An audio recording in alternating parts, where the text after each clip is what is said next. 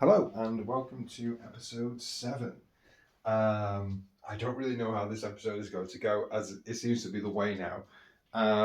There were so many thoughts went through my head about what I wanted to put in this episode. I'm just going to see what comes out. But I'll start with what I've been doing lately because I feel like it's significant. I can't just kind of brush past it. So yesterday I mentioned about being present in the last episode. Um, and the thing is so I was doing that and I sort of delved into it, but then as I mentioned at the end of it, all my thoughts started rushing through about the episode and I just couldn't continue it. So today, I did say I'd leave it till tomorrow. So today I've done 2 hours. So it started out with Eckhart Tolle and the whole being present thing and about observing the thoughts and letting go of the thoughts and understanding that conceptually, which is sometimes the difficult part. But apparently for me, it just takes me within 24 hours, if not less, to process that and then understand what the task is. I understand the assignment. Let's do it. Let's hyper focus. So it's funny because I've sort of like today, it's become kind of an obsession to me. So I've done 3 separate meditations with Muji. The reason that I did it with Muji is because number one, he just seems like a chill as fuck person. Number two, he does it in a room full of people, and I kind of like that. Even though you do have a little bit of distractions and like people coughing in the background and stuff, but like you said, just it's the same with thoughts. It's like something's happening in the background. Just let it be, and just you continue to be. It doesn't affect you in any way. Um, and then another thing is like a lot of what he talks about, he doesn't speak a lot and he does like little intervals. So he'll go like he'll go 7 minutes and then he'll go ding, and then it'll be silence for 7 minutes. Then he'll talk a little bit again. Then he'll go 5 minutes ding, and I really like that format, that way of doing things. And I tell you what, this time, so I did three different videos at a 45-minute in the morning, second 45-minute in the afternoon, and then I did a 35-minute in the evening just before. And it's been a long time since I've done that much meditation. A long time. Like I think the most I'd hit is probably an hour in the last 6-8 months. It was like, because like when I was getting high, and it's kind of and I did start doing the meditation while I was still in my addiction. While I was getting high, it was very easy to just vegetate and then just do meditation for hours on end. But like sober's a different, because sober you've got so many things pulling you in different directions, and you're a lot more grounded as well. So it becomes, I don't know, I find it is more difficult sober to do the long meditations.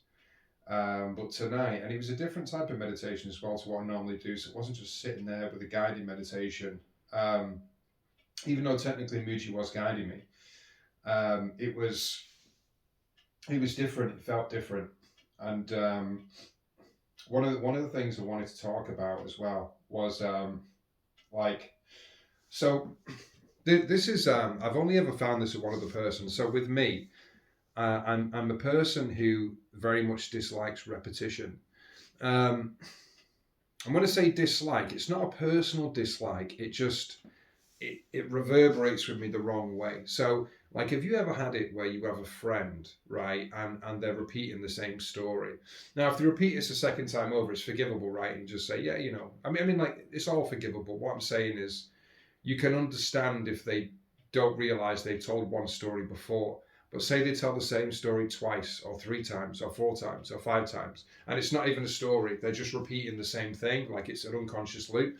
That kind of like, it drains me, because it's, and I understand that, I have to verbally, tell the other person, whoever it may be, and say, oh, you realize you've told me this before, which is difficult if they keep repeating this, like a lot of the same processes, because you're like, you told me this before, you told me this before. There's only one other person I know who's like that, and that's Ruth. We have the same thing where we dislike repetition, And the thing is, I wanted to also talk about intuition, and to be honest, the repetition thing, it kind of ties into intuition.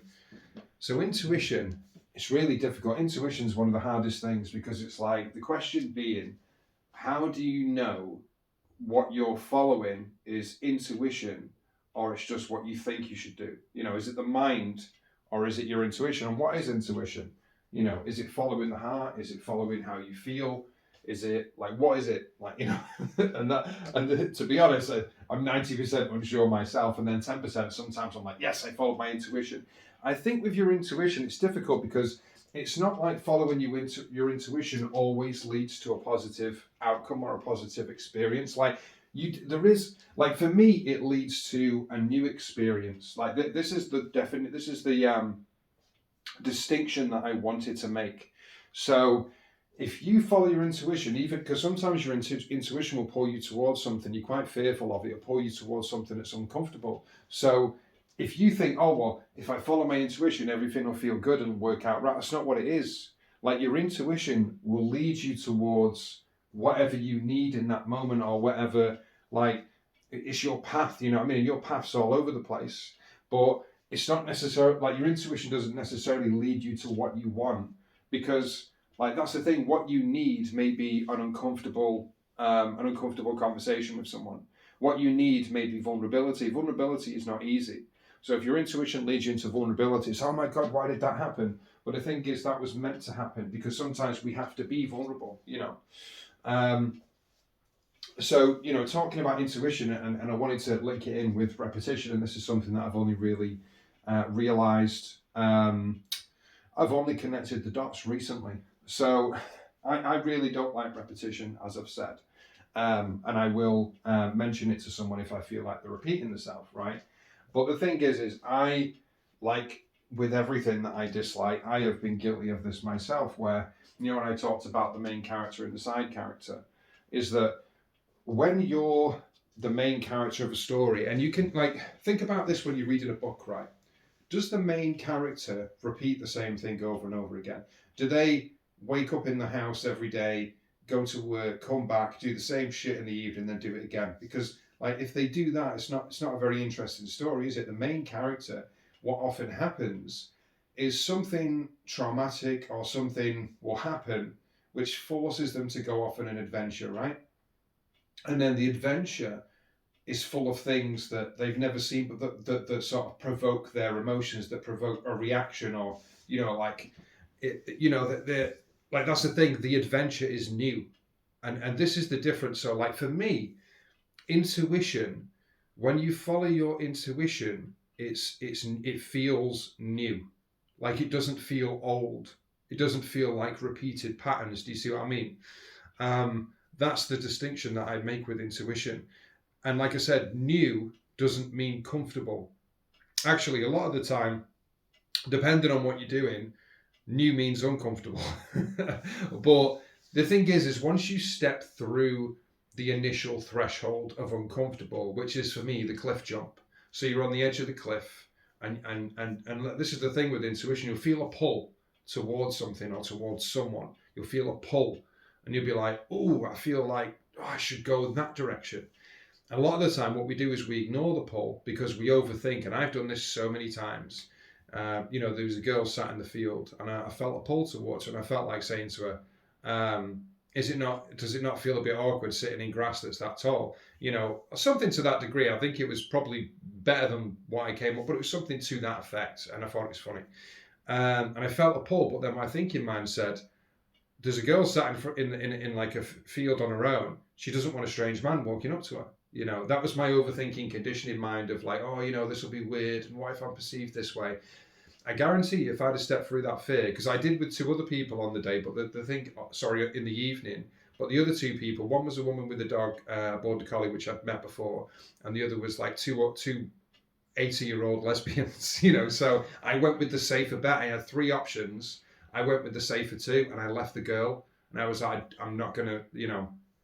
But the thing is, my intuition was pulling me towards it. So however my brain was saying, oh, this is going to look weird from her perception. But the thing, again, this is a lie, you know, because I don't know how she's going to respond to me coming over and making a joke. She could just she could awkward laugh and then say go away, and I'm like all right, and then I go away. But like no one's ever done that. When you follow your intuition, like you're not like, I've never been completely embarrassed, put it that way. I've never been like to a point where I'm completely like, a lot of the time when we get rejected or when it's like a really awkward situation, it's when we're actually trying to force a connection. Like that's the like, because I've not really been embarrassed like that in a long time, and I've made a lot of steps forward towards people, towards strangers, towards people where, but I've done it based on intuition. You know what I mean? Like I'm not trying to force. I'm going with the least resistance. When there's resistance, I stop and I just move on. You know, and I've not had any situation like that where I've been like embarrassed or felt like I've gone really red faced in a long time.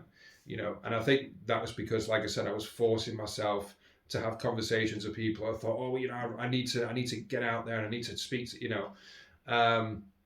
Whereas now I go with the flow a lot more than what I did. Um, so yeah, there's less reactions. But like I said, this is what it is to me. Intuition is, you're going towards something that's new. You're going towards something where you've not to a place where you've not been before. Not a physical place, but sometimes it is a physical place. But you know, you're going into this is a part of the story where you've not been. And you know, saying that, I wanted to come back to the meditation that I did. You know, the practice of just being. And I tell you what, there's some fucking crazy shit in there, like, you know. And initially, I'm just thinking, right. So this is the goal. The goal is silence. The goal is a clear mind. That's the goal. The goal is simple. The goal is like, right, any thoughts that float in, and I thought of it like looking. So I'm sort of knees down on grass, looking into a river, and every now and again pictures appear in the river. And these pictures that appear in my thoughts, sometimes it's words, you know, oh, what about this and what about that? Sometimes it's pictures. Sometimes it's about ideas. Sometimes it goes into the future. Oh, I could do this in the future, and what if I do this next? And what? Sometimes it's things from the past. There's a lot of the time fear is related to the things in the past. Like this is something that, because I experienced so many emotions, and I didn't think I was going to go through all these different emotions. I thought I'm just lying there, breathing, and trying to clear my head. And then the more that I did that, because, you know, basically I'm learning to sit in silence, and there's nothing to anchor me to anything. You know, the breath anchors, but there's not like, because I was letting go of the breath sometimes and just being in the silence, and I've realized, I'm realizing at the time while I'm doing it, I was like, oh shit, I've not been here before. I've not tried this. I've not done this. You know, like a lot of the time, the guided meditation, you've got someone walking with you, hand in hand. Now I'm on my own. now I'm on my own in the darkness, and I'm just sitting there, just like, uh-oh. You know, because then you're like, shit, things are going to come up. You know, and things did come up, let me tell you. Things fucking came at me. And I was like, oh, you know what, I can't, you know. Oh. At one point, I burst out laughing, because I think Muji said something. And he was like, it was really funny to me at the time, but it was like one of those really chilled out jokes where he said, imagine you're in a room, but it's an empty room. There's people coming and going, but you don't care about them. Oh, by the way, if you're imagining a room, then you're not doing it properly because you're imagining. So you have to let go of the room as well. And I just burst out laughing. I was like, fucking hell. Like, because it's the, like, you know, like when I said about the river and bending over the river. As soon as you imagine bending over the river and you start speaking to yourself, well, you know what, there was a bit where I went, just turn away from the river. But because I was imagining turning away from the river, I'm not completing the assignment the way it's, you know, I'm imagining a river. So any imagination, any thoughts, any words, even words of reassurance, you're doing well, shut the fuck up. You know, like, I mean, I didn't say that, obviously, I don't say that to myself, but like any words that you say, anything that you imagine, even if you think it's productive, and that's the thing, you're right, your mind is tricky as fuck. I realized, well, because it's like, you know, half being out and half being in. So I'm half an observer, like the awareness, and I'm half the mind at the same time. So I'm detaching from the ego and attaching and detaching and attaching. And my ego, my mind, kept trying to play tricks on me. And it was like, oh, you know what? Let's visualize a way to do this. And I was like, wait a minute. If I'm visualizing, I'm thinking. And the mind was like, damn it, and I was literally like, it was funny because it was like a game of chess with my own mind, and every time a thought came up, I was like, no. And then a thought came up, no. But then it realized it was like, okay, he's not going for the traditional stuff. He's not going for the stuff in the past. He's not going for fears. We're not getting to him that way. He's not going for stuff that excites him either. So we're not getting him that way. So, what about this? Will help you. What about this? Oh, what do you mean? You're just like, oh yeah, what about? And then it pulls you in again. You see, and then you're like, no, fuck. And then you've got to pull you. And then you're like 10 seconds into the thought or 15 seconds into the thought. You went, fuck. You've got me in the loop again. And this is the thing. It's really like, I don't know. Like, there's so many different emotions going through my head. Like, because it gives you everything. It's a very, I would say, unsettling sometimes. And the only reason I say that is because it's something that I'm not used to. And I was conscious of this at the time. It's like I'm not used to what this is doing to me, because I'm cycling through emotions very quickly. As soon as a thought comes up, I feel emotion, I let it go. A thought comes up, I feel an emotion, I let it go. This is a very quick turnaround for my emotions. I'm not used to this, you know what I mean? So I'm thinking, is this going to fucking dysregulate me like? But then I said to myself, I was like, right, go back into the thoughts a bit. And it's what it was is I had to be honest with myself and say, look, what you're doing is you're comparing what you're going through now to what you went through on mushrooms when you were completely like you completely ungrounded. This is not that time. And not only that, one of my biggest fears was going back to a state of mind like I was when I had the psychosis. And during that period, I just I couldn't handle any responsibility. I couldn't handle like everyday tasks, everyday chore. I was completely untethered. You know what I mean? I was off in woo-woo land. You know what I mean? It wasn't bad. I was a bit like a child. You know what I mean? Like I just loved being in nature and flowers and grass and the sun, and I loved all those things, but I couldn't handle any responsibility. I literally ran away from it. So it's like, I don't want to go back to that. And it's like, you're not there anymore. The past is done. You can't go back to that. You're in a different state of mind. You don't smoke weed anymore. You're not doing mushrooms. You can't go back to that. It's like, okay, but you still fear it. And like I said, about fear, is like I'm wrong all the time. And my head tries to tell me or convince me of oh, yeah, but what if that happens again? You know, it tries to convince me, and it's the same way it's trying to convince me that these thoughts are relevant to me right now, despite the fact that, you know, currently I'm trying to empty my mind, but my mind's fighting it, you see. You know, my mind, because this is the thing, and I spoke about this before, your mind wants to go back to what's familiar, and this is not familiar. This is new, this is different, this is unsettling, because I'm breaking patterns that I've had for a long time. And then at the same time, I'm kind of like parenting myself, because the child gets scared, you see, and it's like, oh, I don't, you know, is this okay? Is this okay? And it's like, no, you're okay. Don't worry about it. I've got you. You know, the adults fucking here. You know what I mean? Like the adults got a clear state of mind. We're not like cloudy or anything. You know, it's fine.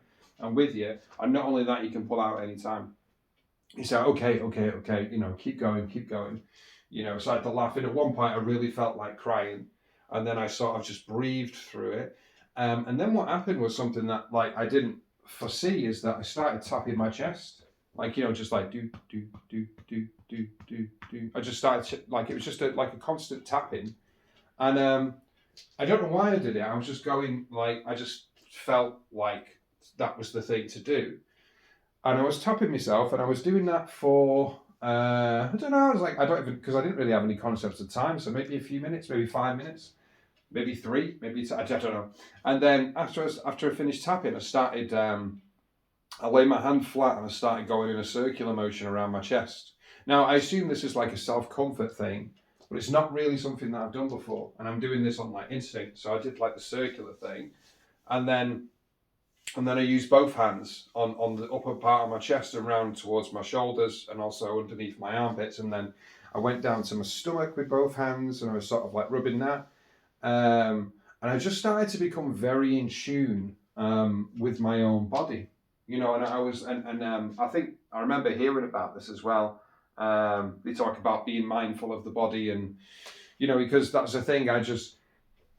Because like I wasn't entirely comfortable being in like just the empty space for so, and eventually, like when I felt a little bit too uncomfortable, I'd go back into the body and I'd soothe the body. Um, and this is the thing; it felt like the right thing to do. You know, talking about intuition and intuition. And this is the thing, because intuition can be, again, it can be a little bit dysregulated, because like you'll end up doing stuff like if the more that you lean into intuition, the more scary it is, because you'll end up doing things that you've never done before, and then you're kind of thinking, is this me? And the thing is, it is you. It's just more you than what you have dared to be before, you know. And you know, you think, oh, I've never done that before, like, oh, you know, what will people think of me? You know, like the perception. And it's like, fuck what people think. It's not about them, it's about you, you know. And you do what excites you, you do what's best for you, you know. And at the end of the day, it's like, when it comes to people's perception of you and disapproving of who you are, fuck them, right? It's like, no, it doesn't matter what you think of me. I'm gonna do me. At the same time, it doesn't mean just fuck everyone. It means only in that context. You know, still care about people, still be kind to people, etc. But if anyone comes up and starts judging you for who you are, you just say, fuck you. You know, just set a boundary, just say, no, I am who I am. That's it. You know, and you know, that's the thing. I've had to say that several times. Not in those specifics, but you have to tell people, look, I'm happy with who I am. You know, and you see other people say it as well. Say, look, regardless of people judging me or people insulting me or whatever it might be, or say I'm a bit weird or whatever, I am who I am, and I'm happy with who I am. You know, I played a different character for many years, which is whatever people wanted me to be, and I was depressed, and you know, like that didn't work for me. So now I'm playing. I'm not well. I'm still a character, but like I'm doing me. I'm doing what I want to do. You know, I'm not living my life according to what others expect of me. And this feels much better. So I'm sticking with this. I'm not going back to that. I'm not going back to playing the character that you want me to be. You know, I'm not being the side character in your story. I'm the main character in my story. And my story is interesting. Like if your story is interesting, you don't need me to play the side character that you want me to play. Just accept me for who I am. We can both be main characters. It's not necessarily everyone thinks, but you know, it's true. Everyone can be a main character, but not everyone believes that. Or some are convinced themselves that they are the main character, but it's a narrative that they have in their head to kind of make themselves feel better, because they're just living the same monotonous life, you know, the same habits and over and over and over and over and over again. It's the definition of insanity, isn't it? Doing the same thing over and over and over and convincing yourself that things will change. But in order to do that, that's the thing. Like, if you are living the same thing over and over and over and over, if you're honest about that and you realize that nothing will ever change, you will go insane, because you're stuck in an endless loop, aren't you? So what you do to avoid the insanity, you tell yourself a story that things can change, that things will change, even though there's no possibility of them changing. And that's kind of like denial, I suppose. But yeah, the thing is like, it's really difficult. Like intuition. I remember I went to this social meetup. I think it was not last year, the year before. It was around Christmas time, and I was going there with Kennedy, and I remember chatting to this girl. She was from, I think she's from Nigeria actually, and I was chatting to her, and you know, we started speaking about. I don't think we talked about specifically intuition, but like your internal compass. That was it. We started talking about the internal compass, and then it's funny because she said to me, and I still remember this now. She said, "My internal compass is fucked. Like I don't know which way it's pointing. You know, like I don't know who the good guys are, who the bad guys are. Like I think someone is a nice person, then it turns out they're just manipulating me. You know, I've got no idea like who's who. Like you know." And you know, I understand that, you know, because I think as well as sometimes when your nervous system is so frazzled, like you know, from like it's kind of like I don't know what's right, I don't know which is the right way to go, I don't know, I don't know the decent people from the non-decent people, and I think as well if your nervous system is completely frazzled, like that's the thing is the nervous system is really important. Like, it's the first hurdle. So if you don't feel safe and you feel like, because that's the thing, if your nervous system is dysregulated, you won't be able to really trust anyone. Not only that, you don't really trust yourself. So you're completely out of touch. So if you ever meet anyone, because your nervous system is like essentially damaged at that point, like there's no possibility of you really, because like you have to be in a relaxed state in order to be clear of mind. You have to be relaxed, to see things clearly, because otherwise you just don't know. That's the thing. Your nervous system, when it's dysregulated, is saying danger, danger, danger. So how can you see past that? You can't. Your nervous system is the first hurdle. It's the first line. So that's why sometimes, even though I'm doing this meditation, if my nervous system feels a bit out, I'll do a nervous system reset guided meditation first. Then I'll go and do me practice of just being kind of thing. Because that's the thing, your nervous system is important. Like if your nervous system starts, like if you start to feel dysregulated and recognizing that in your body and what that means to you, address that first above anything else. Like no matter what you're doing at the time, if you start to feel dysregulated, that has to be identified quickly, because the worse that gets, the worse that you will get, and the worse your day will get, and the worse that, it'll just snowball. Like you'll be going downhill. So the quicker you're able to catch that, the better, because it will cause like serious problems, like the lack of safety, the lack of, your body's tense all the time. And the thing is, the long-term effects of that as well, like your body being in a constantly dysregulated state, like the release of the chemicals and things like scientifically, it'll really mess you up. Like, it creates, I believe personally that we make ourselves ill, not intentionally, but through the subconscious routines that we're going through when we're dysregulated, etc. Like we're not meant to be in those states constantly. We're not meant to be in those states for like days on end. And when we are, it fucks up the body. We need to be able to relax. We need to be able to, like blood flow and things like that. We need to be able to relax. We need to be able to feel safe. And if you're going through life and you just never feel safe, and you're just constantly sort of using coping mechanisms to sort of feel a little bit of normalcy, like I was for many years, it will damage you and you will feel a lot of pain.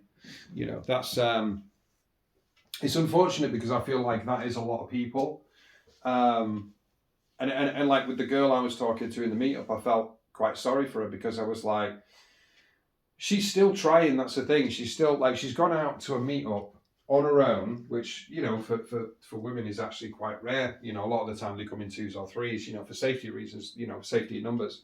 But she came out on her own. She's making the effort, but clearly her nervous system's still shot. Like a radar of, a trust radar is just all over the place. And it's difficult, because if you don't have the knowledge of how to regulate your own nervous system and how to reset it, you just fucking living life by the seat of your pants, basically. And that's what I was living life like.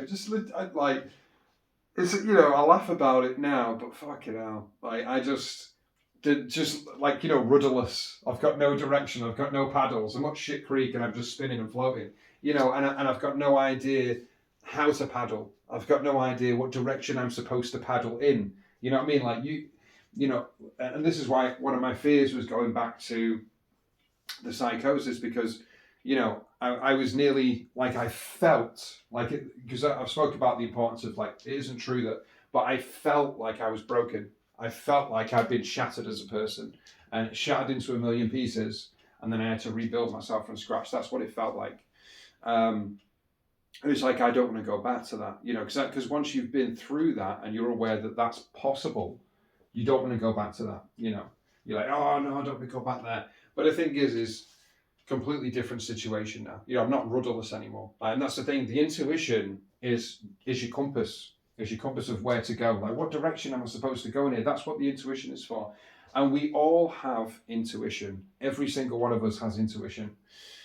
The thing is, well, the question is, how much noise is going on in your head, and can you hear your intuition through all that noise? That's the question. you know, because a lot of people have so much noise and overthink so much. It's impossible to tell what's the intuition and what's the overthinking. Now, the very easy way to tell is your intuition is your first impulse, and the overthinking always follows.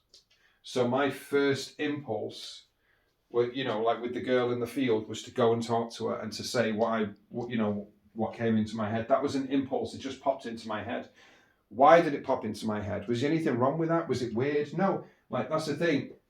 If something comes into your head like that, and I've always been a big sort of advocate of saying, look, things come through you. It's not like it comes from you, it comes through you.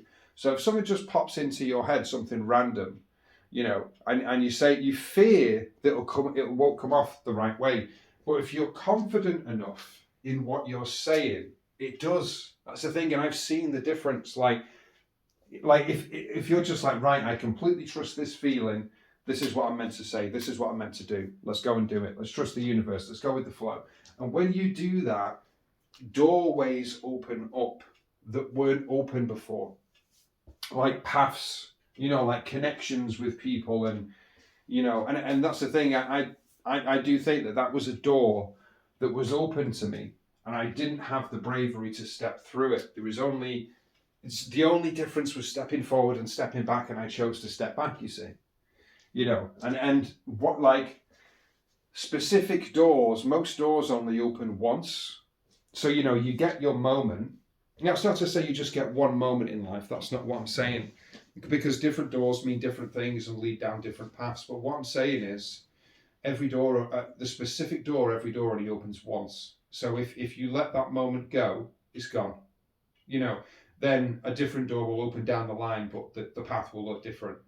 You know, it won't be the same as that one. It's not the same story. You've let that story go, and that's what I found. You know, you can open specific doors. And like the two old lesbians that I spoke to, and that was actually a really good story. And it's funny because I remember, so I walked where the duck pond was, right, and on the left hand side of me was a tree that had fallen down. One of the big branches had fallen down, and I remember walking along the cobblestones, and I saw this old woman there, and I've seen her a few times before, just walking around the park, but you know, she was really old, and I've not really spoken to her at all. I've not even said good morning to her, oddly enough, and I'd say good morning to most people. And I see her just kind of like meandering around just near where the wall is, and she's on my side of the wall, not the obscured side. And I see her meandering, and again, the thought comes into my head, and it says, seems to be a lot of branches falling around lately, doesn't there? And I said it because this is the difference, you see, between I got the download, and I didn't have any fear of saying to an old woman, you see, because I know the perception of an old woman is, you know, what's she going to do to me? You know, and also old women and old men, but old women mainly, I feel like this, that they're a lot more open, like in terms of socially, you know what I mean? Like they're not very judgmental. Like old women tend to be probably some of the easiest people that you'll be able to talk to, you know, and they have a lot of wisdom in there. But the old grannies are like, you know, but I said it to her, and she responded back like immediately. Said, "Oh yeah, you know, I've noticed that as well." Like, and I said to her, I said, "Do you know why that is?" And she said, "Oh, you know, maybe it's the sun, like because we're getting so much sun. Maybe the trees are sort of drying up, and that's what's breaking the branches." I said, "Oh yeah, that's a good theory that." And then I started walking around the park with her. But she was walking out the entrance anyway, but I sort of walked halfway around the park with her. And the thing is, I didn't ask her partner if they were together because it was kind of obvious. You know, and I asked them how they met. And it was really funny, actually, because there was a bit of silence, and this question came into my head, just popped in and said, "Ask them how they met." And I was like, all right then. You know, because that's the thing, you've got to have balls in this situation, you know what I mean? I don't mean that in a like it's like I'm not disparaging women, like, but you've got to have bravery. You've got to have some sort of gumption about you. You know what I mean? Where you're like, fuck it, let's just go for it. You know. So I asked the question. I said, "Oh, how did you meet?" And she said, "Oh, it's funny actually." She said, "I used to." Said it was in Fog Lane Park. you know, and I was like, oh, all right. And then she said, which, you know, the part I go in all the time. And she said, I was climbing up this tree, and I used to climb in this tree every day, and I was 8 years old. And I always used to climb to the top of this tree, and I'd look around and just watch everything. Like, you know, I used to do it every single day. And then she said, one day, I was in the top of my tree, you know, I was just eating a bag of crisp, and then this ginger girl starts climbing my tree. So I'm 8 years old, and I shout down to her because she's in her 80s, so this must be what would it be, the 40s or the 50s, something like that, a long time ago, like, you know.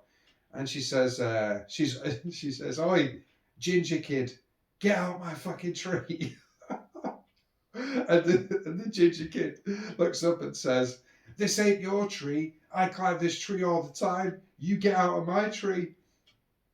And then, you know, it's funny because, you know, they tell that story, and the ginger kid tells it differently. You know, the woman who is now a woman, she's not a ginger kid anymore. You know, she's still got red hair, but like, she said, "Oh, that's not how I was in the tree, and she came in and then disturbed me." She said, "I didn't. I was in the tree first. No, I was in the tree first."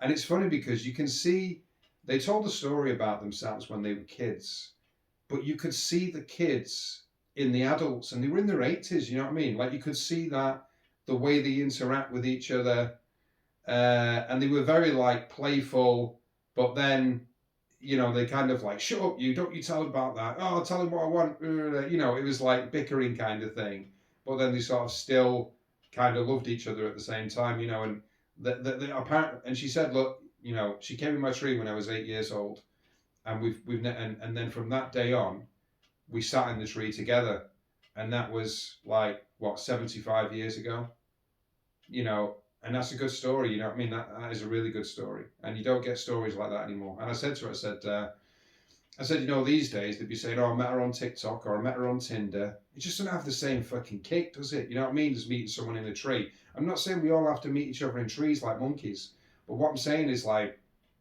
the origin stories that some of these older women have and older men, etc. Their origin stories are so much better. You know what I mean? Like that, you could put that in a book. You know what I mean?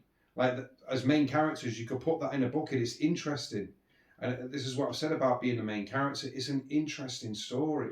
You know, like the best stories are out there in the real world. They're not there online. You know, like I'm not saying you can't make connections online and blah blah blah, but the fucking tangible, you know, the environment, like, it's not there. You know what I mean? It's like, oh, well, it's just words at the end of the day. You know, texting.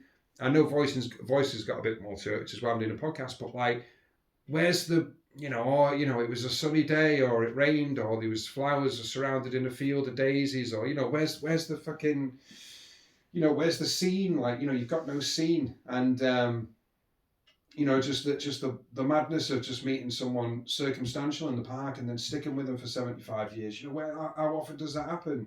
You know, and in the 50s, they probably hated lesbians, you know what I mean? Like, it probably wasn't allowed back then. And they probably kept it under wraps, and you could see a little bit that they didn't like openly talk about it. And that's probably because for most of their life, they've probably been judged, or they would have been judged. So they just said, "Yeah, we're best mates," when in reality, they're clearly together, like, you know, so they're not, even now they're not openly admitting it, you know, because it's not how they've lived their life. And you think, fucking hell, what a story. Like, you know, society has changed since then. So luckily, you know, now, or fortunately enough, it is more, you know, it's widely accepted now. But they've still got that, you know, old school mentality of, you know, oh yeah, we're just like, because they acted like mates, but then also like, you know, partners at the same time. Which I suppose is the foundation of any friendship, isn't it? Is you sort of like, is your best mate and your life partner as well. But yeah, we don't get origin stories like that anymore, and it's unfortunate because, you know, it's a great story. And you think about the first thing that I said to her about, oh, there's a lot of branches falling around the park, isn't there? You think about that as an opening topic, you're like, pfft. I mean, that is literally small talk, isn't it? It is. That's small talk, right? And the thing that apparently repels a lot of us neurodivergents, but then it's segued into a deeper conversation. You see what I mean? So, like, even though it was just, and this is why I talk about the importance of, I used to hate the idea of small talk and, you know, talking about the weather and all that, but it can potentially, if the other person is open to it, it can open this whole new, and if you're brave enough and you ask questions, because that's the thing, if you ask people questions, people will answer. Like, they won't just say, "Oh, I'm not answering that." Like, I've not met anyone who's ever said that to me. Once I ask them a question, you can ask people anything. And the thing is, the quirkier the better. It's just having the bravery to do it. You know what I mean? Having the bravery to sort of speak your mind and ask people weird stuff. Even if they're like, they don't know how to answer it, it's fine. Like, because it's not about them, it's about you. Like, this is your story. It's not their story. But at the same time, people have amazing stories and amazing pieces of wisdom inside them. So sometimes you can poke them on the shoulder and say, "Oh, have you got any good stories?" And just try and bring it out of them a little bit. Some people don't want the invite. Some people don't want to share, you know what I mean? Which is fine. But it has to come from us first. Like, we have to step forward first. Like, other people are not going to do it. I think, like the odd person will, but it's very rare. That's the thing. Like, if you want to be the main character, you're the one going on the adventure, not them. They're along the path. You know what I mean? Like, these people, like, you're not saying they're not like main characters in their own lives, but they're along the way. They're personalities and characters that you meet along the way. But it's your adventure. It's no one else's adventure. No one else can tell you how to live it. So yeah, intuition. When I tell that story, does it feel like intuition? Does it sound like intuition? Because it's just so random, isn't it? Like, it's just so. I had a thought, the initial impulse. I said it, and then I just like followed the natural way the conversation was going, and then during the conversation again, another impulse came in to ask her, "How did you meet?" I followed it again.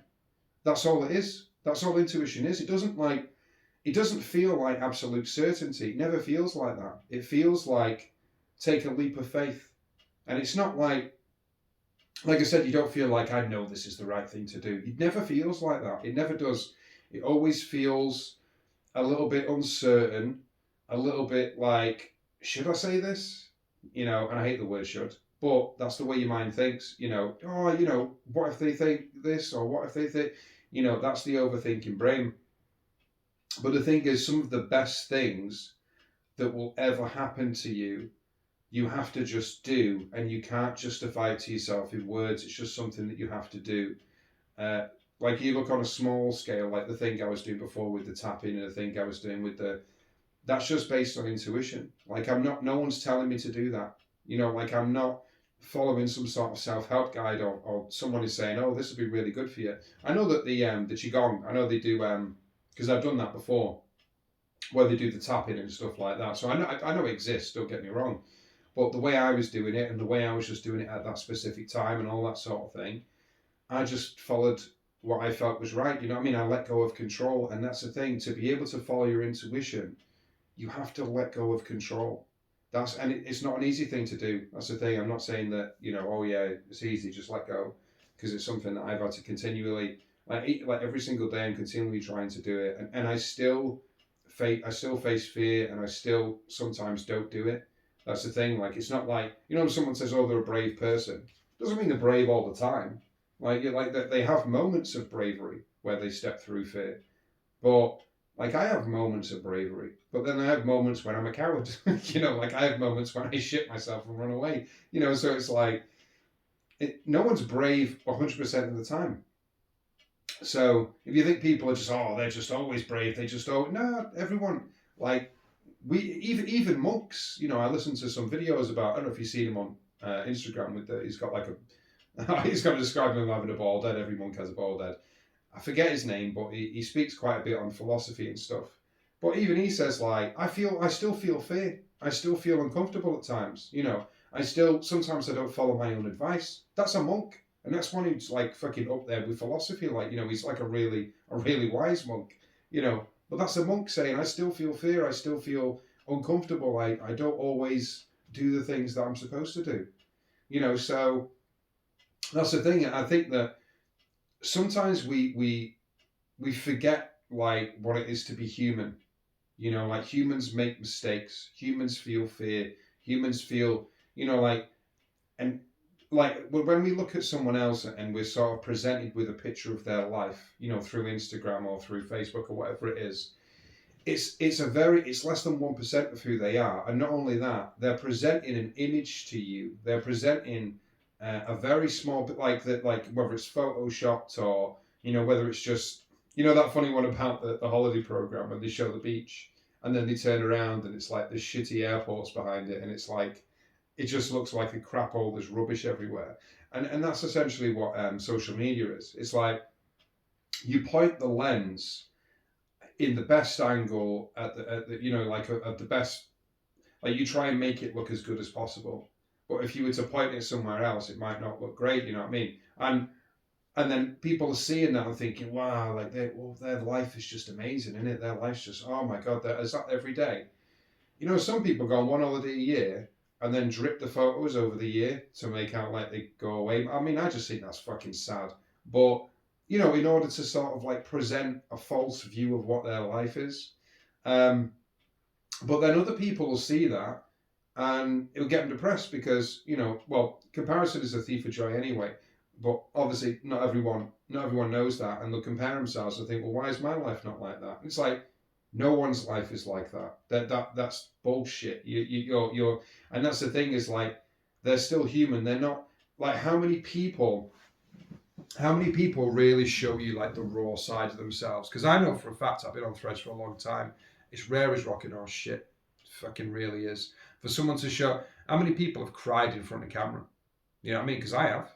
How many people have got balls to do that? How many people, I don't want to just specify women, but how many women have the balls to show themselves like, I keep saying balls, but if they have the bravery to show themselves without makeup. And I've seen a few have done it, but it's very rare. I think it's probably less than 1%. I say 99% won't show a picture of themselves with makeup. And the ones that did, the ones that showed themselves without makeup said that years ago, they never would have had the bravery to do that. So it's a progression, and one of the reasons for that obviously is the tremendous pressure that's on women to look good. It's a societal thing, so every time you see, like most women that you see are wearing a mask, it's like until eventually they drop the mask and say, this is me. And it was, oh my God, you're so beautiful without the makeup. And it's like, yeah, but I wasn't made to feel that way when I was younger. I was taught that like, I need the makeup to basically go outside and to interact with the world, But yeah, how many people show the raw side of themselves? How many men show themselves being emotional? Forget about, women wearing makeup. How many men that come on like, or actually go onto a video will talk about the feelings, like, again, there's not many, less than 1%. Less than 1%. And this is based on my own pattern recognition, obviously, in the thousands of people that I've seen, but I would say less than 1%, who actually go against the grain and show the raw side of themselves. How many people, like I said, we talked about how many people admit that they're wrong. Again, less than 1%. How many people will speak about something very deeply personal to them that involves other people, how they felt, what they went through. I'm talking about the dark side of things now, you know what I mean? Like abuse and things. How many people would actually come out and talk about that stuff? Again, less than 1%. Not many people will. And the thing is, how many people have actually been abused? Like near enough every friend that I've had, every female friend that I've had has been abused in some way. But most of them have not spoken about it in public, and most of them don't even speak about it with the friends. I'm only lucky because, I've got close enough to it, and maybe, me coming out about my own struggles, well, then they'll open up about theirs. But most people they interact with, even like boyfriends and things like that, they don't tell them because they don't feel safe enough to tell them, or they don't feel they would understand because it's never happened to them. You've never been abused, so you won't understand how it feels. So I'm not going to tell you about it. It's easier for you to just plod on and not worry about the shit I've got in my past. So a lot of that stuff is buried. And that's the thing. It takes bravery to talk about those things. Being vulnerable takes bravery because you don't know if you're going to be judged. You don't know how people are going to take it. And this is the thing. Vulnerability. When you're amongst the right people, I think vulnerability is a great thing because it can bring people closer together. You think that just so, joy and good times and all that brings people together. But, in my experience, I actually think the times of great strife or the times of great pain, when you offer it up to the group and share that pain, the group actually becomes closer as a result because they share their pain as well. Because it's like, right, okay, you're not alone in this pain. So, say, for an example, one of the girls, Lizzie, her mother died, and she wasn't in good condition at all, like not at all, and everyone just came around, and Gary talked about when his dad died, and what he had to deal with, and then Noreen spoke about her mum dying, and they were all hugging her, and she wasn't eating any food, for like 3 days, and we literally dragged her to the cafe. No, I'll be all right. I said, right, you come into the cafe, and said, look, she was like refusing. I said, look, either you agree to come to the cafe, or I'm going to put you on my shoulders and we're going to carry you there, and then we're going to start sticking stuff in your mouth, So she said, oh, all right, let's go, and sometimes you need that. Sometimes you're like, look, come on, let's all go. We're all with you, and we'll have a chat, blah, blah, blah, and just, you don't have to eat fucking like a full loaf of bread. Just have like a bit, just have a bit of a bacon butty or whatever you fancy, just have a bit of something. 3 days without food, it's like, no, mate, you're starving yourself because of your grief, and you need to stop that shit. So everyone came together, and she's really good now. It's surprising, really, what that can do for someone. Every time I see her now, she's all smiles, So she seems to have done pretty well. But she's got good people around her. She's got a husband, she's got kids, she's got, her dogs and things like that. So, she's got a lot of love and support around her. And, you can overcome grief. Not, it still takes time, but, and I'm sure she still has moments, I'm not saying that she's just like completely overcome it and she never thinks about a moment. I'm sure she does, but, every time that I've seen her, she seemed genuinely happy. So, that's, and I think it makes a difference, like being vulnerable, saying how you really feel, because otherwise you're bottling all that shit up inside, you're walking around with it. It's still taking a toll on you every time you fucking step forward, like I said, it's taking a toll. You're still carrying it. But the question is like, are you going to share the burden, or are you just going to carry it alone and pretend like you're okay? Because one of the things that I never used to do was ask for help. And it's something that a lot of people struggle with. And it's not just men, it's women as well. And I honestly thought, oh yeah, women always ask for, with the, no. I've met a lot of women who are really stubborn, will not ask for help, because it's that independence thing, innit? And sometimes women feel like they have to prove themselves more than men because they're women. So because it's this sort of this inferiority complex. It's like, oh well, I'm inferior and I can't, so I'm going to prove that I can. And with that comes, I'm not going to ask for help. I'm going to do it on my own. And the thing is, it's a mistake for any gender to go through life and being like, well, I'm just going to deal with absolutely everything on my own, because eventually you will break down. You will, and that's what happened to me. I broke down several times. And yeah, I'm tough, but it doesn't matter how tough you are, and it's one of those things, like, we're not meant to go through life on our own. We are meant to have community. We are meant to, as Samwise Gamgee says, share the load. Like, we're not meant to just carry the burden on our own. Sometimes sometimes everything just goes wrong, and it's too much. It's too much to deal with, and those are the times when, even just talking to someone and just admitting it, speaking things aloud is cathartic, and it allows you to process the emotions. Whereas if you're not speaking about it, it's almost like it's like holding your breath. You're holding your breath and just thinking, well, I hope this passes, but you're just going more and more blue, and then eventually you pass out, and that's the breakdown. I know it takes longer than what holding your breath does relatively, but eventually you will just break down and it will just overwhelm you. So asking for help is incredibly important, but also, depending on how you've been brought up, also incredibly difficult to do. And like I said, even though I have asked for help in the past, I don't do it all the time, because sometimes I think, yeah, I can just do this on my own. And then I realize, oh, actually, no, I can't. And it sort of sneaks up on me, and I don't realize. And then I get to a point where I'm really struggling, then I'll ask for help, I have kind of a threshold of when does it become something that I can't deal with, and that is difficult to tell. But sometimes, because that's the thing, I speak to my friends regularly, so it's kind of like maintenance anyway, and after like it's easy to just like let that shit slide, you know what I mean, and just not speak to them and just be like, well, I just, they're doing their life and I'm doing mine, etc. But in my experience, that's a mistake because just speaking to your friend once a week, you know what I mean, and just talking about what's been going on for you can be therapeutic. And to let that go and just think it doesn't mean anything, like it does mean something. It does have an effect, like it is you working through stuff. Um, so yeah, like, I've been lucky enough where I have people around me, and I say lucky, and I use that word quite a bit. It's not because I believe in luck; it's because I feel lucky. Like I sort of like comes from a place of like gratitude, and that I'm fortunate. But at the same time, I've worked to maintain the friendships.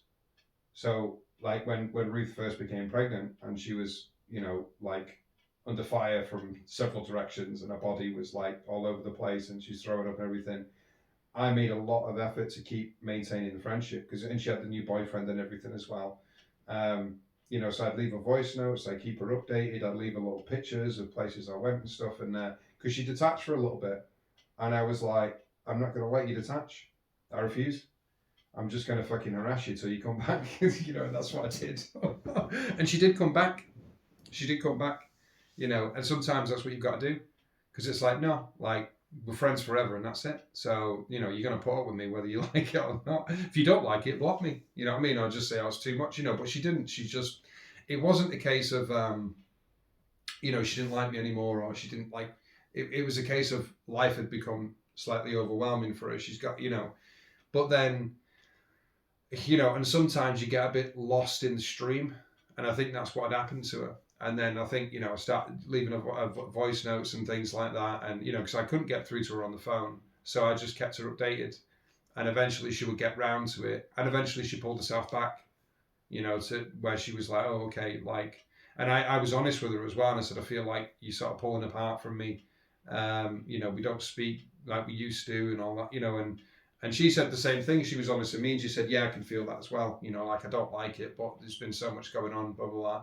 And it wasn't that I wasn't trying to say to her, you need to speak, blah, blah. It's like, I understand why, but I still miss having you around, so it's like, I'm not saying you have to speak to me. I'm voicing how I feel, and she was the same and she voiced how she felt. And then we made a bit more of an effort, to be in touch with her then, to be in touch with each other. And to sort of have phone calls when we could, like, I said, look, if you just get half an hour free, just drop me a text and, if I'm free, I'll give you a call. So, right, okay. And we sort of went like that, because her schedule was more hectic than what mine was. So that's the thing, making effort to keep the friendship. So even though I say, well, I'm lucky, but at the same time, I put in effort, I mean, like most of my friends I speak to regularly, like, to maintain the friendships. The ones that I feel are right to maintain. So yeah, and that doesn't have anything to do with intuition. Actually, that's just pure fucking willpower. And that's the thing. So not everything will feel like, oh, I look back on that stuff, and I think, was it right? Was it wrong to sort of, keep doing that? And I think that just came from caring about people. I think that comes down to an individual choice. It's like, how much do you care about this person? It's not necessarily intuition. I know intuition kind of drives the story forward, but with that stuff, it's kind of like, how much do you want this person in your life? It's a choice.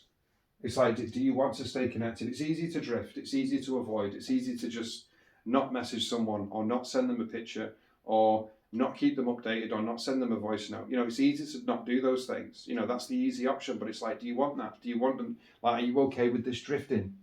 If you ask yourself the question. But then it's like, well, no. It's like, well, if it's no, then you've got to put in the effort, and no one's going to do that for you. You know what I mean? Like, you have to do that yourself. So if you want to maintain this friendship, you fucking do it. And don't make excuses either, because I know people with fucking 4, 5, 6 kids. I know people who've got like, like my stepbrother runs the business. He has 4 kids. He has a wife. His family come over. He does MMA. He does the gym. He's got a fucking busy life, but he can still go to, he can still meet up with his friends, and find time for people and find time for his family and all that. So it's like, don't tell me just because you've got a kid and a boyfriend that you can't message me or you can't get in.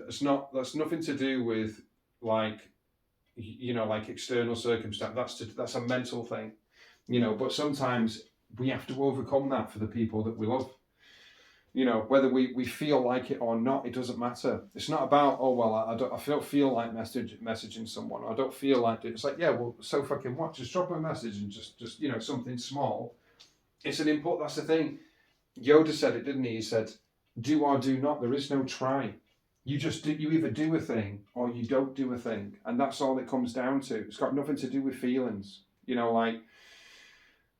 when I spoke to that old woman, I suppose I felt uncomfortable when I was like, oh, I don't know if I really, but like, you have however you feel in the moment, you have to push that to the side because you think, no, it's the right thing to do. Or you think, like with the old woman, you think, I feel an impulse to do this thing, so you have to just push however you feel because your feelings change like that. Like I said, the 90-second rule, they change very quickly. So you can feel uncomfortable 1 minute, then start talking to the person. You're like, oh, and you're feeling like it's changed all of it. Like when I say good morning to people, they're walking up and I can see them walking towards me and they're looking at the floor and just, like looking like a zombie. Then I say good morning. As soon as they hear that, their entire face changes, their entire mood changes, their entire energy changes. That's how quick emotions can change. Just by connecting to a person. It's very quick. So, when it comes down to do you feel like it, do you not feel it, doesn't matter. It's the same with the gym. So like before I go to the gym, it's like, oh, I don't feel like going to the gym. I just don't. But it doesn't matter whether you feel like it. Like most of the time, I don't feel, it talks about 95% of the time you just want to do what's familiar when you're in autopilot. So, if you don't do the gym very often, you don't want to go to the gym. But the thing is, sometimes you have to force yourself to do things which are better for you long term. That's one of the things is the gym. So even though most times I go into the gym, I don't feel like going to the gym. I think, oh, it's a lot though, innit? I've got to do the warm up. I've got to do the stretches first. Then I do the warm up, which is like 20 minutes on the cardio. I've got to sweat. Then I've got to do the fucking weights. Then I have to do the circuit training and fucking cardio and weights, and then I've got to do the warm down for 5 minutes. Then I've got to do the stretches again. Then I've got to change into me swim shorts and then go in the jacuzzi, because jacuzzi is like not this. It's not this thing, but when you add it all together, then I've got to do the steam room, and that's really hot. And then I've got to do the sauna, and I've got to have another shower. I've got about 10 showers. Then eventually I'll be back out, and that's 3 hours late, and just think, oh, it's so much to do, But the thing is like, you can have that feeling of, I can't be bothered. But then, like, 20 minutes later, you're actually enjoying what you're doing. You're like, oh, actually, I feel pretty good. And it can change. How you feel about it can change. You can even get into the changing rooms, the locker room. You'll be like, you know what? Yeah, I'm in the mood. Let's go. Let's do it. It changes so quickly. So if you just like, oh, I can't be arsed, and you just like knock off everything because of that, you can do that to anything. And like if you base all of your decisions, all of your actions on a momentary feeling, well, you've got to suffer quite a bit because there's a whole point, like going to the gym, doing exercise, keeping your body fit, etc. It's for you to feel much better long term, isn't it? Now you can not do those things, and that's a choice, and that's perfectly fine. But you're going to suffer long term. You're going to suffer more. If you do those things, you're going to suffer less. It's short term pain, long term gain, isn't it? There's the same with all the other things that I do, the meditation, the eating, fucking spinach and eating your vegetables and reading books and all that sort of thing. And all those things that I do for the like mental exercises, physical exercises, emotional stuff as well, apparently, that just comes at me out of nowhere. All of those things are for my long-term benefit. But if I base all of that on how I felt short-term, I wouldn't do any of those things. I'd probably just vegetate, like because that's what I used to do. I used to just most of the time I spent sleeping, and that's what depression is. That's the other side of it. So, and I've done that, as they say in the Matrix, you've been down that road, Neil. You know where that leads. And it's like, yeah, I have been down that road. I can't be asked going down it again. Funnily enough, like that was the road where I couldn't be asked to do anything. But I can't be asked, not being asked again, because I've done it. And it's like, it's not fun. It's just not fun. It's not exciting. It's not like, exciting things do not happen. New things do not happen. You just go to work and you come back and you smoke and you vegetate. Maybe you'll read a little bit of a book, I was like reading a little bit, but it's like, everything's so much more difficult and it's boring. It's boring. Being a side character is fucking boring. It's like, why? Why would you, if you had a choice, if it didn't take any effort and you could just do it without any, you just float to the gym and you're just like, oh, I'm just floating, and then you're just like, oh, look at me on the cross trainer. But there's no mental energy, you know what I mean? It's not taking any mental energy. Would you do it? Or I said this to my friend Nathan about exercise. I said, look, you can tell if you want to do it or not. If I said to you, if you could snap your fingers and you've already done it, would you do it? And he said, yeah. He said, right. So the only gap between that and you doing what you want to do is effort. That's the only thing you're missing is effort. It's the effort you don't want to do. If you could say, right, I exercise, whatever it is, whatever you want to do, whether you want to do cardio, you want to do strength training, whatever. If you could say, right, I do an hour a day, 3 times a week, yeah, and I do that every single week for 52 weeks, and you could snap your fingers, would you do it? And if you say yes, it's like, right, so you're just missing the effort. That's your problem. Is motivating yourself to actually do it, because you do want to do it. You want the results. You're just not willing to put the effort in. And after sort of telling myself that, and I realised, right, okay, this is a me thing. I do actually want this. I do want the best for myself, and that's the thing. You do want the best for yourself long term. If we could all just have that without the effort, without the sort of suffering and the hard work and all that, we would. It's like, do you want yourself to become a better person? Yeah, of course I do. Do you want to love yourself? Yeah, of course I do. Do you want to get to a place where you don't have to use medication or you don't have to use coping mechanisms to survive life? Yeah, of course I do. We all want to get there, but a lot of the time we convince ourselves, yeah, but it's not realistic. It's like, anything's possible, with effort and hard work. And, if you're willing to, that's the thing, it's just how much do you want something? How much do you want it? It's like being a millionaire. You can be a millionaire. It's just like, how much do you want it? Because a lot of the time, millionaires have to sacrifice everything around them and everyone around them, because you alienate yourself from the rest of society. So you essentially have to sacrifice everything to get that money. But is it worth that much to you? Will you sacrifice all the people around you to become a millionaire? Is that how high on your priority list it is? And it's the same with, the gym. It's like, look, what are you willing to sacrifice? Are you going to sacrifice your TV time? Were you sat there watching EastEnders or watching Netflix or whatever? Because that's the thing, we only have a certain amount of time. It was funny, actually, because there was a conversation I think it was on Twitter, and there was a woman complaining that because she works and, all of the things that she has to do in a day and all that, that she can't be successful. And then there was a woman in Africa commented back to her, proper living in poverty. And she'd done really well for herself. And she said, we all have the same 24 hours in a day. And then the Western woman commented back and was like, oh, no, don't you say that to me. Blah, blah, blah.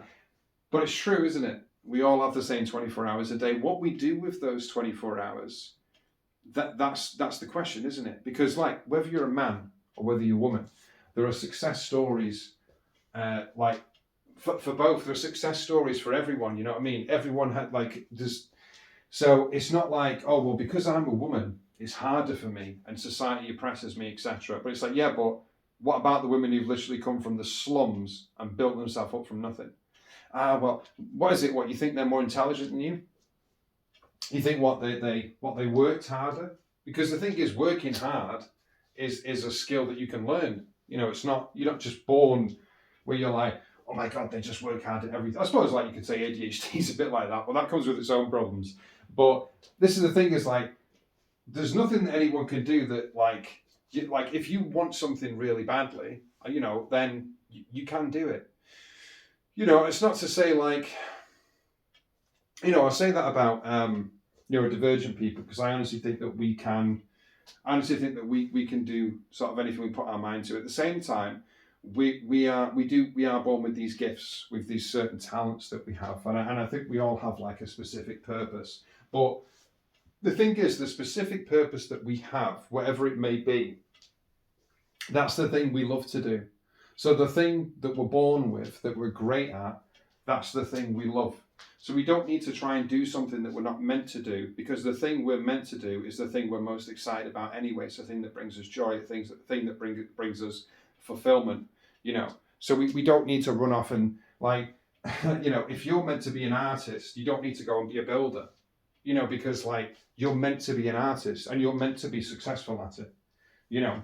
So like we're all born with these certain skills, and with neurodivergency, I feel like with us, our skills are kind of outside of the box. So we don't tend to be 9 to 5 people. You know, we don't tend to be doing the conventional jobs, but neurotypicals will. So when I said before about anyone can do anything, it's not necessarily true, because I think like you still need worker bees in society. Like not everyone is going to be like an amazing artist or like, you know, a top musician or whatever. You know, not everyone is going to be doing something creatively. Like, you know, some people are factory workers. Now, the thing is, that's not disparaging towards factory workers, because I remember a story that Nathan told me, and he said, you know, I fucking hate working in the factory, but there was a group of like middle-aged men and women there who absolutely loved working in the factory. They loved it, and they had the radio on in the background, and they'd dance, you know, while they were making the things. You know, some people. That's the thing. Your purpose, what you're meant to do, you love whatever it is, and there's no judgment towards what it is, whether it's a factory worker, or you're meant to be a fucking valet, you know, or you're meant to be, maybe you own the hotel, you know what I mean? Maybe you're meant to be a manager, you know, maybe you're good at managing people, maybe you're good at working with people, maybe you're meant to work with kids, maybe you're meant to work with disadvantaged kids, maybe you're meant to, you know, look after old people in the care. Whatever your thing is, you will love, if that's the thing you're meant to do.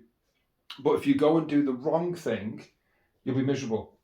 And that's, you know, and I truly believe that, is that we all have our sort of the places we're meant to be in society. And I think right now a lot of people are in the wrong places. They're trying to fit into places where they don't, you know, they're not really meant to be. You know, so that's the thing. And we already have all the ingredients for a productive, healthy society. I think genetically we already have it. We've always had it. You know, we already have all the ingredients to be able to move forward, like, you know, and you know, be a planet that's based on, you know, love and kindness, and everyone has enough food, and everyone has homes, and everyone, you know, like, and build the communities and all that sort of thing. We already have all the ingredients to have an amazing planet, to have a, you know, for humanity to be, you know, a fucking beaming light towards the future. We already have all the ingredients. We're just, right now, we're not doing it. We're in, it's like a, you know, if we're throwing all the ingredients in the pot, but it's chaotic, we're throwing them in the wrong order, everyone's in the wrong places. You've got the chef is the server is the chef, you know, like everyone's in the wrong jobs. You know, we're just all muddled about. But the thing is, we will figure it out. I have faith that we will. I think everything's there. I can see it. You know, I looked up at the stars last night, and I thought to myself, fucking hell, like, the chances of me being here, of you being here on this planet right now, existing, listening to this, is so remote. Like, and it's like, to think this is complete chance or coincidence, to me, is far more outlandish and kind of like much slimmer chance of it being that than it being designed. You know, it seems like this all being chance and coincidence just seems like madness to me. It's like you have to, like, that's really far-fetched to me, because it's like when you look at the stars and the planets and the way everything's designed and the way Earth is and the ecosystem, everything, you just think, fuck me, like, someone had to have designed this. It can't have just been it doesn't make sense any other way. You know what I mean? To me, it doesn't anyway. I know to some people it does, and if you're an atheist, fair enough. I just think if you're an atheist, you've got far better imagination than me. Because I think you've got to have a really good imagination to think, oh, this shit's chance. Because I just, there's no way for me. Everything's just too perfect. It's just too, fucking hell, like we're on a planet in space with fucking grass and water and shit. How it doesn't just float off into the atmosphere. We're flying. Literally, we're on a fucking round spaceship, like with animals on it and fucking insects and squirrels and shit and aeroplanes. I just fucking hell. How can you believe that this is just chance? It just doesn't. There's no way. There's no way. Like and I still believe in people's agency to believe in what they believe, but for me, there's just fucking no way. And I've had experiences, on mushrooms and in life as well before I used to do that stuff, and where I was sort of filled with a certainty of kind of what is and what the universe is and consciousness, etc. And I'm sure, like, because people could say to me, well, you're on mushrooms, weren't you? So it's probably a load of crap. I'd say, fair enough, I respect your opinion. Because I can see myself saying the same thing. And there's people that microdose mushrooms every single day, and their reality is skewed. So I can see that, yes, like you can take drugs and your reality can become extremely skewed. And you don't really see people as they are. Sometimes you're very detached from society. You know what I mean? Like you're not really, you're not grounded. So I understand that point of view of, well, it's fucking with the way that you see things. It's fucking with your reality. You're not seeing the world as it is. But I mean, and we all do see the world from our own perspective, don't we? We all have our own views on what the world is and what reality is, and our own theories and things. And I mean, the truth is that no one knows. Like, we see people die, but we don't know what happens to them. Like we see the bodies, obviously, but we don't know what happens to the consciousness, or what you would call the soul, if you believe in that. We don't know what happens. So the same way we don't know what happens in the future, we don't know what happens in the future in general with the collective, and we don't know what happens in our future when we die. It's all estimated. It's all imagination. That's all it is, because you can't prove any of it. You know what I mean? Like you can't. Like you could say that. Like I said, if I have an experience, like NDEs, near-death experiences, and they come back and start saying, well, this is what I saw. And a lot of those marry up, you know what I mean? But people say, well, that's not proof. I say, well, what is proof then? How are you bringing back proof from the fucking consciousness that runs around everything? Like, there's the physical world, then there's the world you move on to, or the space, whatever you want to call it. It's not space, but the consciousness, like the next stage, as Peter Pan says, the next big adventure.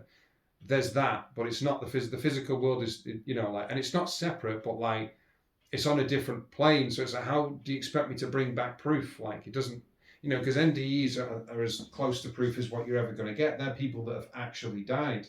I mean, how many people years ago would say, oh, let's speak to someone who's actually fucking died and see what they say about the afterlife. But now we're just like, meh, I don't believe them. And it's like, really?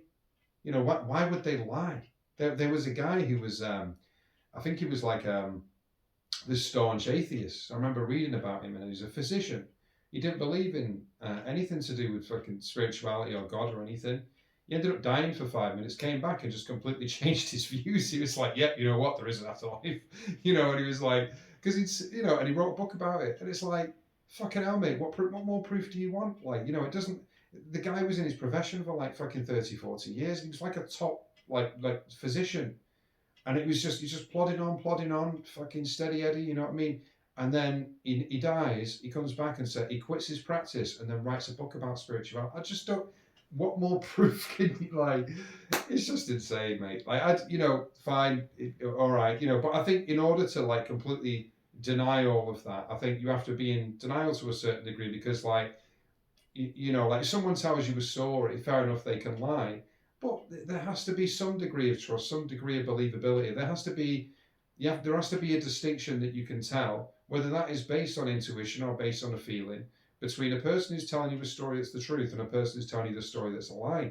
And I know it's very difficult to tell sometimes, but some like if none of us trust each other, what the fuck are we doing? Like, because that just, nervous system dysregulation, where we don't trust anyone and our life ends up as chaos. Because what is a world that looks like that? And it's not far off the world we're in now, but at least now we're sort of like, in terms of like knowledge, and like the information is out there to be able to, I've always said, like, the modern day in some ways is amazing because information is so easily accessible. We didn't know about nervous system regulation in the past, but at the same time, we didn't really have as much need for it because people spent more time in the real world and they were more grounded. And now we spend more time detached, don't we, in portable devices, computers, technology, the internet. We spend a lot more time detached. So now we need to know about nervous system dysregulation because we're dysregulating ourselves all the time. And we're depressed a lot, and the suicide rate is higher and stuff. So, like, we need these sources of, so it's kind of come with the territory, because there's a need for it, isn't there? There's a demand for it because there's so many people who are depressed, so many people have anxiety. It wasn't like that years ago. People still had anxiety, don't get me wrong, but for real shit that mattered, problems during childbirth, you get anxiety, that makes sense. A car hits you or comes towards you, you get anxiety, that makes sense. You wake up in the hospital, you got anxiety, that makes sense. Feeling anxiety because something might happen at some time and feeling that like constantly, that makes no sense. That, that's modern day society, So, yes, it's a funny old world, but I think that's the thing. It's difficult. It was really difficult to tell with intuition, but I think again it marries up with understanding yourself, and radical honesty, and being like, look, I am avoiding here. Being honest with yourself, right? I avoided, I regretted it. That's the result. I stepped through the fear. I got an amazing story out of it. That's the result. Compare the two. What happens next time something comes up? Step through it if you can, and you just try and get better at it, and that's it. But intuition will really help you in life, as well as with other things like boundaries will really help you in life. Empathy will really help you in life, which I've spoken about. Self-care, looking after yourself, will really help you in life. All of these things help to make life easier and decrease the level of suffering that you go through. And you have, a better feeling within yourself. You still go through a range of emotions, but and I thought about this when I was doing the meditation. It's like when you talked about the awareness. Muji. I don't know if you've seen Muji. He's on YouTube. He's really good. He talks about the awareness. The awareness doesn't go through emotions. The awareness doesn't go through moods. The awareness isn't pulled by anything. The awareness is always there. It doesn't like, because he said, like, how big is your awareness? What side have you got? Left side, right side, like up, down, left, right. It's none of that. There's no size. There's no shape. There's no side. Like there's nothing. Like the awareness is just a presence. It just is. Like with like you or me. Like we just are. We're just a presence. We're just this. We're just we're what do you call it? We're just being. Like it's I am. That's it. There's nothing else after it. You're not a label or anything. Just I am. This is me. Like the observer doesn't get pulled by emotions. The observer observes emotions and then they come and they go. The same with the thoughts. It observes the thought. It comes. It goes. You don't hold on to it. You don't grasp on. Oh, what about this? Oh, I'm worried about that. You don't need to, because the awareness, the observer that you call like behind everything, isn't affected by any of that stuff. And the thing is, the more that you practice that, not being affected, like you can translate that through your body and through your mind. And it's like, because it's kind of like living in a kind of duality. So even though, yes, you're still the character, you're still the human being, you still got a brain and a heart and butt cheeks, but at the same time, you're also living in a duality of, I'm also the observer. I'm also the awareness behind the body and the mind and all of this stuff. There's also a presence that exists, that is simply just watching this. Is just watching it play out. But this is kind of like an avatar. However you want to see it. Like you can use different words or whatever. You just say, well, this is my human. This is my body. This is my my Matrix character. whatever way you want it. Like whatever sounds or feels good to you. But yeah, that's the thing. When you are able to go into that space where you're just the observer and you can let go of the body and then let go of the mind, you realize that you can't be pulled in different directions. And I think that to a certain degree is like the ultimate grounding, is that you can't be like, you just can't be moved. Like, you know, people can be like, oh, I want to try and provoke you. But how can you provoke someone who knows that emotions are only temporary and that they don't rule or control you? You know what I mean? Like they just simply are, you know, so you can't be manipulated, you know, and you're not going to just reflect other people's emotions. You'll only do what feels right to you. You know, so someone may come at you angry, but you're still calm. You know, they can't pull you in different directions. And the thing is, they will want you to move, but as soon as they realize that you won't move, they'll adjust to you, because that's how human beings, they reflect. You reflect me. Well, the thing is, actually, and then your energy changes their energy, because you're the tree. They're just floating in the wind. You know, and a leaf is not going to move a tree, is it? You know, so it's like, yeah, you know, I'm not going to move from my position of calmness, my position of safety. So, you know, whether you're going to move is up to you. You know, but which is better, staying angry and being aggressive and being pissed off and frustrated, or switching into a calm state? That's the thing. People want to go into the calm state, they're just dysregulated. You know, so if you have a calming effect over people, so all right, okay, you're calm, I'll be calm. Animals are the same, dogs are the same. You know, it's that your emotions filter through to them.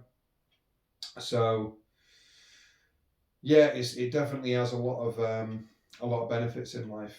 You know, being able to regulate your own emotions, and regulate your own nervous system, and the importance of becoming the awareness behind everything, you know, and just fucking taking a chill pill and just watching everything from a back seat and being like, well, I don't have to just go with the wind. Like, you know, I could just chill out for, you know, like I did 2 hours today. And that's not to say that like throughout, I worked out I probably did about 40 to 50%.